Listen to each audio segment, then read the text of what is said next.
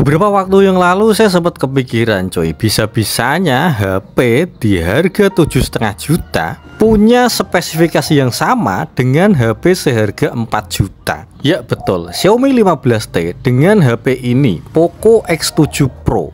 Sebagai bahan informasi, ini bukan kali pertama ya. Seri T sebelumnya, Xiaomi 14T, yang untuk saat ini harganya 5 jutaan coy. Speknya juga sama dengan Poco X6 Pro yang harganya hanya 3 jutaan saja. Ya meskipun secara teori ada kelebihan lain yang tidak dimiliki oleh HP ini, kayak sensor kamera yang sudah pakai Leica, kemudian refresh rate yang bisa sampai 140 Hz. Hanya saja menurut saya pribadi, hal itu bukan suatu kelebihan yang bisa dibanggakan. HP ini contohnya, yang tanpa pakai sensor Leica pun hasil fotonya sudah sangat bagus guys. Kemudian untuk refresh rate yang sampai 144 Hz, menurut saya nggak terlalu signifikan perbedaannya, kecuali antara 60 dan 120 ya, jelas beda guys. Jadi saya pribadi, untuk saat ini, dibandingkan membeli Xiaomi 15T, saya lebih merekomendasikan HP ini. Ya karena chipset sama, spesifikasi nggak terlalu beda jauh ya kan, dan harganya cukup signifikan. Kalian bisa berhemat sampai 3 juta lebih coy. Bagi yang butuh nih, saya jual murah aja, 4 juta pas, nggak nego. Jika kalian berminat bisa menghubungi nomor saya sertakan di deskripsi atau tinggalkan pesan di kolom komentar cuy. Untuk kondisi masih sangat bagus sekali, semua kelengkapannya ada, sampai SIM ejectornya pun juga ada. Stiker-stiker Poco nggak jelas ada juga coy. Ini stiker bisa kalian tempelkan di motor Vario kalian coy. Dan ini dia HP-nya, sekilas mirip dengan iPhone 16. Model layarnya ya, untuk warnanya jelas beda. HP ini lebih gonjreng ya, agak norak-norak dikit gak apa-apa lah. Ya memang gak dapat dipungkiri sih, setiap kali iPhone mengeluarkan inovasi pasti brand lain ada yang meniru, termasuk HP ini yang meniru desain iPhone 16. Kemudian untuk kapasitas charger ada peningkatan dari versi sebelumnya X6 Pro, yaitu bisa ngecas sampai 90 watt coy, mantep banget. Kayak apa ya, Poco F6 terus kemudian F7 itu juga sama 90 watt. Dan asal kalian tahu ya, Poco ini memang bukan seri terbaiknya Xiaomi, tapi di beberapa aspek sangat diperhatikan, termasuk bagian layarnya. Yang pertama, resolusi layarnya. HP ini di atas Full HD+. Poco menyebutnya Crystal Res 1,5K, sedikit di bawah 2K atau Quad HD, tapi di atas Full HD+. Pakai teknologi layar AMOLED dan dibekali fitur Dolby Vision dan ada HDR10 Plus-nya. Kemudian refresh rate bisa sampai 120 Hz. Segini sih udah lebih dari cukup menurut saya. Kemudian ada fitur lain nih guys, yang biasanya dibekalkan pada flagship Xiaomi, yaitu mesin gambar AI. Yang pertama ada resolusi super. Ini fungsinya untuk meningkatkan kualitas gambar guys. Kemudian peningkatan HDR AI. Kita coba on-kan semua ya, dan kita lihat hasilnya kira-kira seperti apa coy. Kemudian yang selanjutnya ada MIMC, yang fungsinya untuk meningkatkan transisi layar jadi lebih lancar coy. Langsung saja buka YouTube dan kita lihat hasilnya guys. Dan bener saja coy, ini nggak bohong sih. Klaim dari Xiaomi soal resolusi layar yang cukup tinggi dan fitur-fitur tampilan yang sediakan terjawab sudah. Hasilnya mantap banget. Gambarnya terlihat realistis coy. Kualitas speakernya juga cukup bagus menurut saya. Kira-kira seperti ini coy.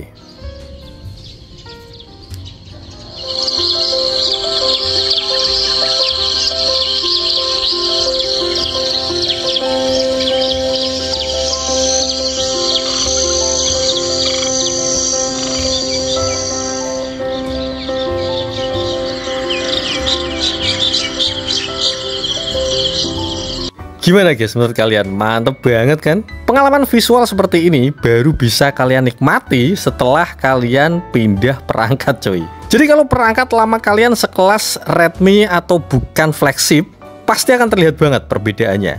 Oke, sekarang kita bicara soal dapur Paco. Yang pertama, HP ini punya penyimpanan yang lega banget, setengah terabyte coy, 512 GB. Di tahun ini idealnya itu 128 GB. 256 menurut saya sudah lebih dari cukup. Tapi HP ini lebih OP lagi, punya penyimpanan setengah terabyte. RAM-nya juga mantap, 12 GB coy. Chipsetnya sama dengan HP yang seharga 7,5 juta Xiaomi 15T, yaitu Dimensity 8400 Ultra. Oke, kita bandingkan dengan brand lain lah, jangan Xiaomi. Bahkan sekelas Oppo Reno seri terbaru 14. Harganya juga 7,5 juta, tapi chipsetnya masih di bawah HP ini. Untuk skor Antutunya lumayan mantap, tembus sampai 1,6 juta. Bahkan di beberapa tes yang dilakukan oleh beberapa individu, itu skornya bisa hampir 2 juta coy. Intinya ada di angka 1,8, 1,9. Ya lain kali saya tes sendirilah. Karena HP ini baru dapat ya kan, langsung saya konten, jadi belum sempet saya otak-atik atau saya isi aplikasi khusus. Dan bagian terbaiknya, GPU-nya bisa bersaing dengan iPhone. Di settingan tertinggi bisa dapat 20 fps lebih. Bahkan sekelas Adreno 740 hanya mampu di belasan fps saja, nggak sampai 20 coy. Buat buka tutup dan pindah aplikasi, jelas gak usah diragukan, lancar jaya coy, tanpa hambatan. Jadi buat kalian yang selalu pengen satset ya kan, cocok banget pakai HP ini guys. Tapi perlu difahami ya, chipset Gahar itu kekurangannya ada pada suhunya yang cenderung gampang anget. Untuk pemakaian indoor ber-AC sih nggak ada masalah. Tapi kalau dibawa outdoor, apalagi sampai main game di luar ruangan dengan cuaca yang terik, saya sarankan jangan guys, kalau nggak pengen matot. Game Roblox, ya seperti biasa. Ini saya main game random ya. Ya intinya kita harus menghindari obstacle yang disediakan oleh developer game. Nah termasuk merah-merah ini obstacle guys. Nah di sini enaknya pengeremannya ini pakem banget coy. Nah, up, iya. Sekali kita berhenti langsung gini coy. Mantap gak tuh? Nah, kita harus bisa lewatin ini coy. Weh. Nah, mati guys kita guys. Ulangi lagi coy. Tidak menyerah adalah jalan ninjaku. Wis, mantap cuy. Coba guys, kalian share baik skor kalian di sini guys. Pernah main ini enggak coy? Bentar, ini harus pelan-pelan coy. Woi, tuh kan. Kita kalah di situ mulu coy. Oke lah, tidak menyerah adalah jalan ninjaku. Wih, game bocil ya kan? Tapi nggak apa-apa lah. Bapak anak 3 main Roblox nggak ngaruh coy. Weh, ya di situ terus cuy. Ingin lewati ya lewat. Lah harus bayar Robux guys. Gak bisa. Kita coba sekali lagi.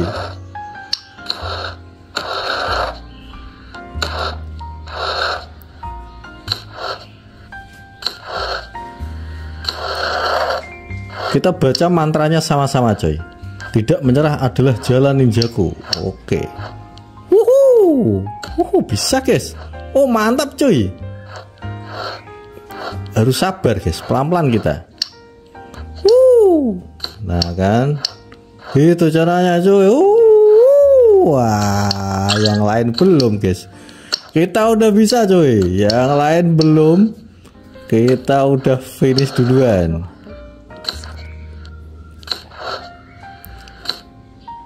Nah di sini kita harus hati-hati coy. Lah, wah tidak, tahap 3 coy. Kita sampai tahap 3 coy. Ini avatar kita ya di atas ini. Kita yang mana sih? Ya intinya di sini kita harus sabar coy. Kesabaran adalah kunci.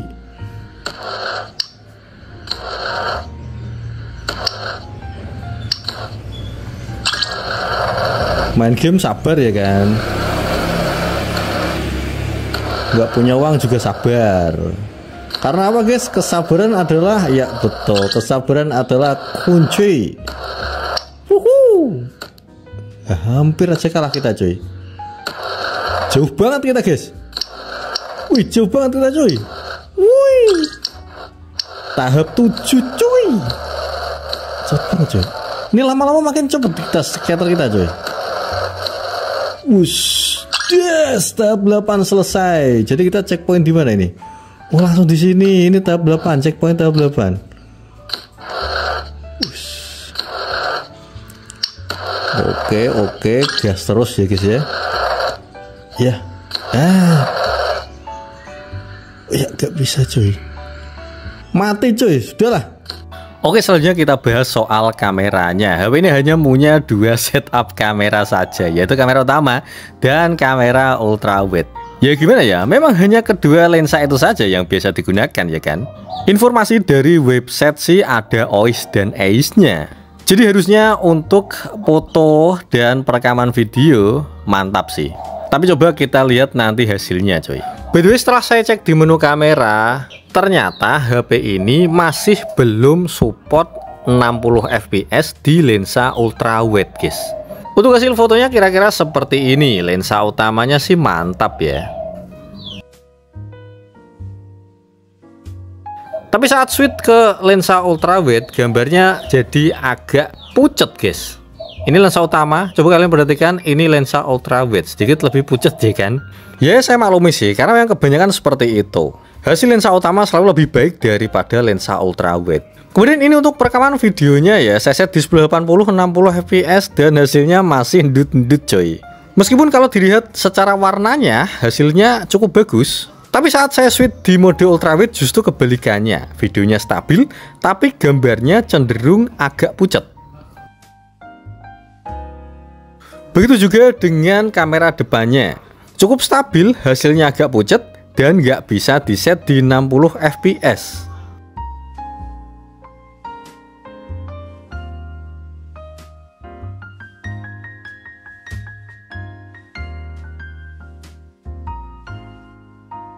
Oke, dan itu tadi adalah sedikit review singkat dari HP Poco X7 Pro, HP 4 juta yang pakai chipset 7 jutaan guys. Ya intinya saya suka beberapa hal yang dimiliki oleh HP ini. Yang pertama chipset, yang kedua adalah layarnya. Selain itu B aja kalau menurut saya. Desain kamera, perekaman dan video biasa aja. Oke, dan terima kasih sudah mengikuti video ini sampai akhir. Bagi kalian yang suka dengan video ini silahkan subscribe guys. Dan see you guys, assalamualaikum warahmatullahi wabarakatuh.